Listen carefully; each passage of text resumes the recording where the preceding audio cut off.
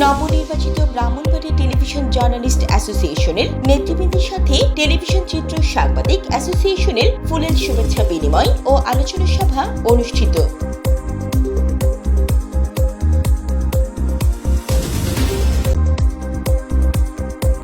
ব্রাহ্মণবাড়ী থেকে মোহাম্মদ মনির হোসেনের পাঠানো তথ্যচিত্রে বিস্তারিত। সাংবাদিক ও চিত্র সাংবাদিকরা একই দেহের অবিচ্ছেদ্য অংশ।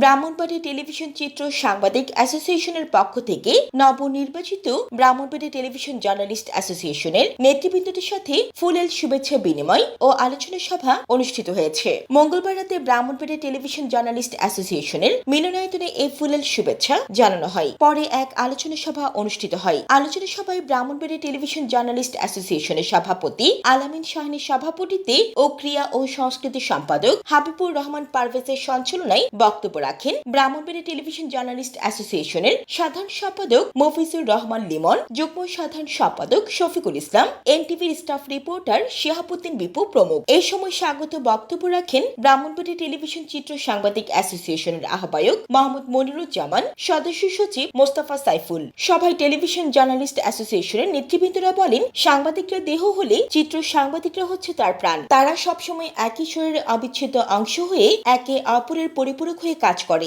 দেশ ও জাতির কল্যাণে যে কোনো চ্যালেঞ্জিং সংবাদ তুলে আনতে সাংবাদিক ও চিত্র সাংবাদিকরা গুরুত্বপূর্ণ ভূমিকা রাখে। তাই সাংবাদিকতার নিরাপত্তার ক্ষেত্রে সাংবাদিকদের পাশাপাশি চিত্র সাংবাদিকদেরও নিরাপত্তা নিশ্চিতে ব্রাহ্মণবাড়ী টেলিভিশন জার্নালিস্ট অ্যাসোসিয়েশন আন্তরিকতার সাথে কাজ করবে। একই সাথে আজকে চিত্র সাংবাদিকরা যেন আগামী দিনের সাংবাদিক হয়ে উঠতে পারে, সেজন্য সার্বিক সহযোগিতা থাকবে। পথিক টিভি নিউজ ডেস্ক।